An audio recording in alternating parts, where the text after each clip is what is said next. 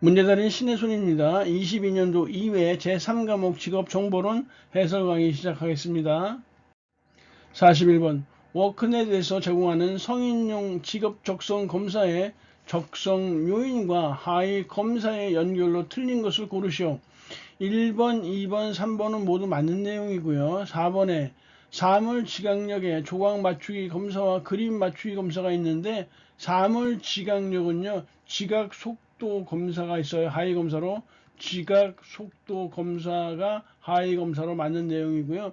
이 조각 맞추기 검사와 그림 맞추기 검사는요, 어떤 적성 요인을 파악하기 위한 것이냐, 사물 지각력이 아니라 공간 지각력을 파악하기 위한 것이다. 이렇게 구분해 두시면 좋겠네요. 42번 한국 직업사전의 작업 강도 중에서 무엇에 관한 설명인가? 우리가 한국 직업사전은 5가지로 구성되어 있다고 했었죠. 직업 코드, 본 직업명, 직무 개요, 수행 직무, 부가 직업 정보 이렇게 5가지로 구성되어 있는데 그 중에서 이 부가 직업 정보요. 부가 직업 정보는 어떻게 또 구성이 되어 있느냐 하면은 정규 교육, 육체 활동, 숙련 기간, 직무 기능, 작업 강도, 작업 장소, 작업 환경, 그리고 자격 면허, 유사 명칭, 관련 직업, 조사 연도, 표준 산업 분류 코드, 표준 직업 분류 카드, 그리고 의미가 없는 표를 하나 더 넣었었죠. 그래서 우리가 이렇게 외웠어요. 정육점에서 숙직은 작작하고 자유롭고 관조하듯이 표표히 떠나거라 이렇게 외웠단 말이에요. 정육, 숙직, 작작작, 자유관조, 표표표. 그래서 맨 끝에 이 표는 없는 거지만 우에 작작작하고 운을 맞추기 위해서 집어넣었어요. 이 명칭들이 우리 2차 실기에 출제된 바 있었어요. 부가 직업 정보 중에서 5가지를 쓰시오. 명칭 5개만 쓰면 5점짜리 그냥 얻는 것이에요. 그리고 이 중에서 숙련 기간과 작업 강도는 독립적으로 따로 또 출제된 바가 있었어요. 여하튼 지금은 작업 강도에 대해서 나와 있는데 이 작업 강도는요, 외우기 쉬워요. 아주 가벼운 작업, 그 다음에 가벼운 작업, 힘든 작업, 보통 작업이 빠졌죠. 보통 작업, 힘든 작업, 그리고 아주 힘든 작업, 아주 힘든 작업 해서 요거 쓰는 게 2차 실기에 나왔던 것이에요. 내용 쓰는 것이죠. 아주 가벼운 작업은 최고 4kg의 물건을 들어 올리고요. 때때로 장부라든지 대장 소도구 등을 들어 올리거나 운반한다 이렇게 쓰시면 되고, 가벼운 작업은 최고 8kg의 물건을 들어 올리고 4kg 정도의 물건은 빈번히 들어 올리거나 운반한다. 보통 작업은요, 최고 20kg의 물건을 들어 올리고요. 최고 20kg의 물건을 들어 올리고 보통 10kg 정도의 물건을 빈번히 들어 올리거나 운반한다. 힘든 작업은 최고 40kg의 물건을 들어 올리고 20kg 정도의 물건을 빈번히 들어 올리거나 운반한다. 아주 힘든 작업은 40kg 이상의 물건을 들어 올리고 20kg 이상의 물건을 빈번히 들어 올리거나 운반한다. 이렇게 쓰셔야 돼요. 이렇게 쓰는 것이 2차 실기에 출제된 바 있었으니까 잘 파악해 두시고요. 여기서는 최고 20kg 그리고 10kg 정도 빈번이라고 했으니까 2번에 보통 작업에 해당하는 내용이네요. 43번 워크넷에서 채용 정보 상세 검색에 대한 설명으로 틀린 것은 지금 나머지 1, 3, 4번은 맞는데요. 2번에 연령별이라는 말이 틀렸어요. 연령별 채용 정보는 빠졌어요. 왜냐하면 고용상 연령차별 금지 및 고령자 고용 촉진에 관한 법률상 채용 정보 검색 조건에서 연령이 삭제됐거든요. 그래서 2번 틀린 내용이다.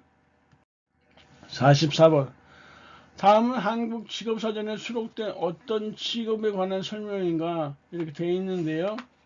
우리 직업사전의 구성은 좀 전에도 했었지만 직업 코드, 본 직업명, 직무 개요, 수행 직무, 부가 직업 정보 이렇게 5가지로 구성되어 있다고 했었죠. 그중에 순서를 좀 바꾸면 좀 외우기가 편해요. 직업 코드, 본 직업명 이렇게 순서가 되어 있는데 그 두 개를 바꿔보세요. 본 직업명, 직업 코드. 그 다음에 직무 개요, 수행 직무 되어 있는데 그것도 역시 순서를 바꿔버리세요. 수행 직무, 직무 개요. 일종의 말꼬리 잡기식으로 외워지잖아요. 본 직업명, 직업 코드, 수행 직무, 직무 개요. 그 다음 맨 끝에 부가 직업 정보 이렇게 외우시면 좀 외우기가 좀 편하죠. 여하튼 한국 직업사전에 수록된 직업들 중에서 제시된 것은 읽어보시면요. 경영 컨설턴트에 해당하는 설명이에요. 지금 쉽게 돼요. 45번. 2023년 적용 최저임금은요. 전년 대비 5.0% 인상한 시급 9,620원이 맞는 내용이에요. 우리가 최저임금제의 긍정적 기능으로서 2차 실기에 여러 차례 나왔었는데요.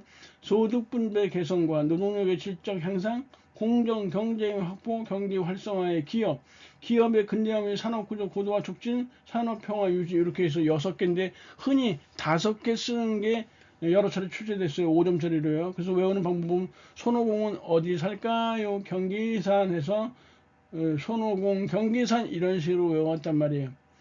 아울러 또 하나 외워둘 것은 최저임금제의 부정적 기능 중에서 대표적인 것은 무엇이냐면 실업을 유발할 수 있다라는 이런 부정적 기능도 아울러서 외워두시기 바래요. 46번.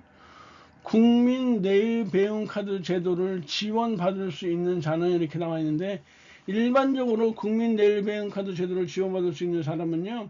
실업자나 재직자 또는 자영업자 여부에 관계없이 카드 발급 모두 가능해요. 그러니까 우리가 외워야 할 것은 지원 제외 대상자를 외우는 게 편해요. 지금 보시면 2번이나 3번 사립학교 교직원 연금법이나 군인연금법을 적용받고 현재 재직 중인 사람은 굳이 국민 내 배움 카드 제도를 지원할 필요가 없잖아요. 왜냐하면 국민 내 배움 카드라는 제도가요. 구직자에게 일정한 금액을 지원해서 그 범위 이내에서 직업능력 개발 훈련에 참여할 수 있도록 하고 훈련 이력 등을 개인별로 통합 관리하는 제도가 바로 국민 내일 배움 카드 제도인데 이런 사람들은 자기들이 충분히 스스로의 그 경비를 충당할 수 있는 사람들이니까 이 사람들은 지원 제외 대상이 돼야 되겠죠. 물론 대학 재학생도 제외 대상이 돼요. 하지만 그 75세 만 75세 이상인 사람도 지원 제외 대상자예요. 하지만 65세인 사람 지원 받을 수 있죠.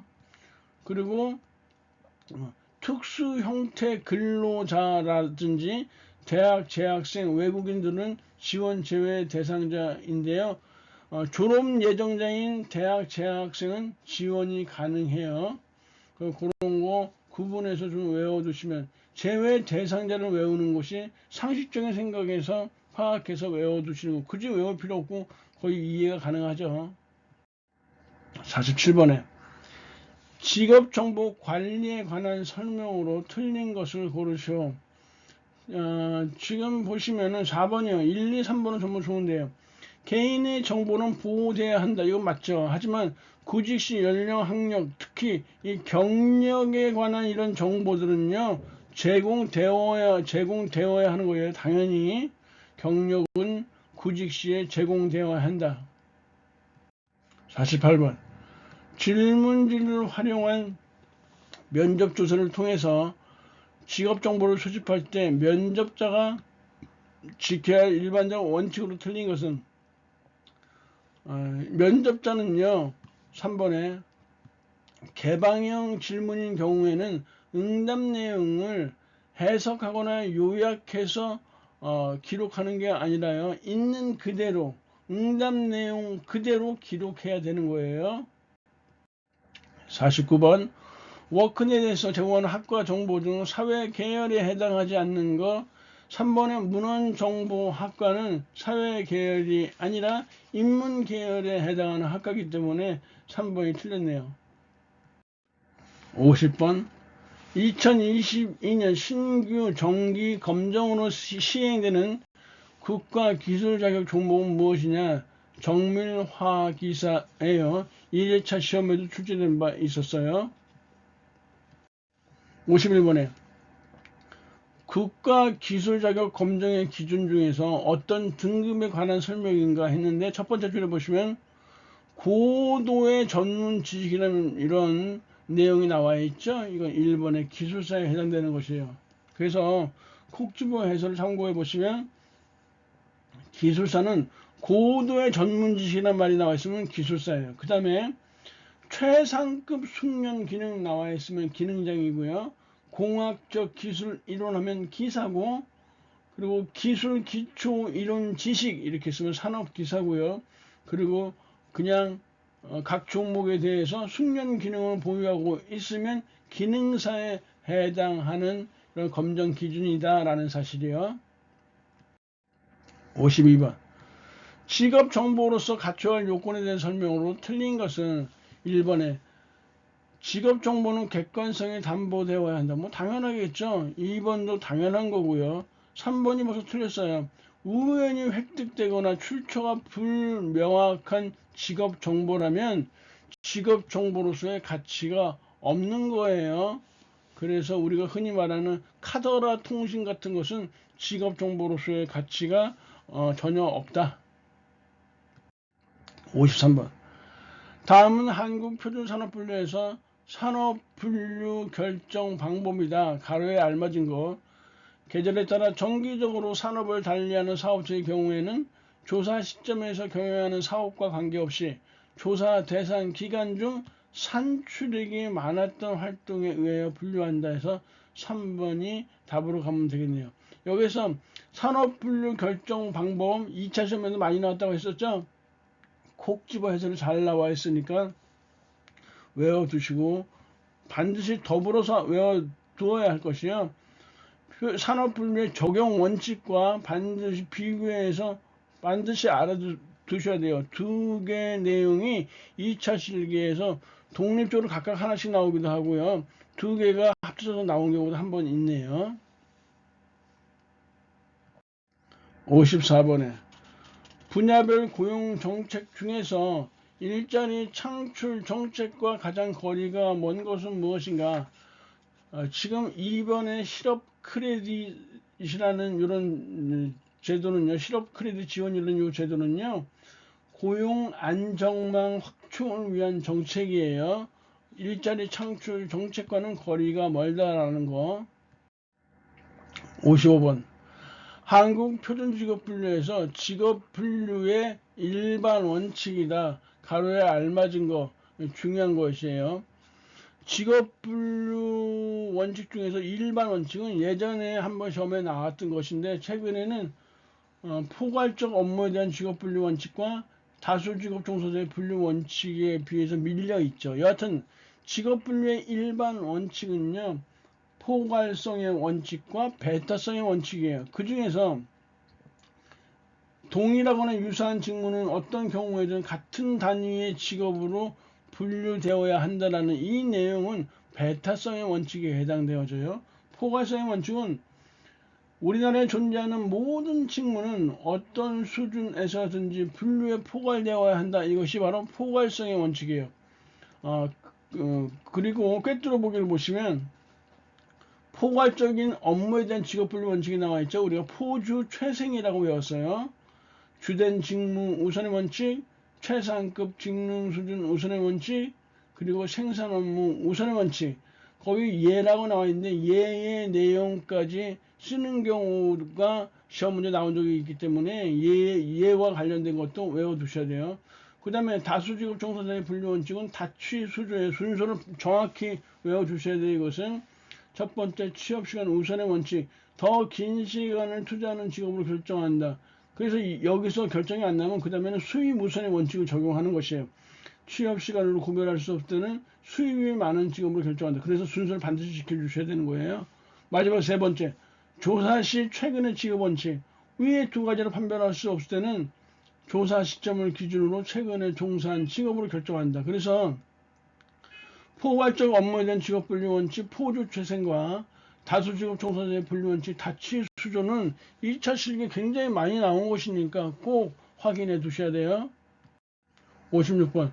한국표준산업분류 주요 개정 내용으로 틀린 것을 고르시오. 지금 1번은 맞는 내용이고요. 2번에 안경 및 안경렌즈 제조업을 의료용 기기 제조업에서 사진 장비 및 기타 광학기기 제조업으로 이동했다는데 순서 바뀌었어요.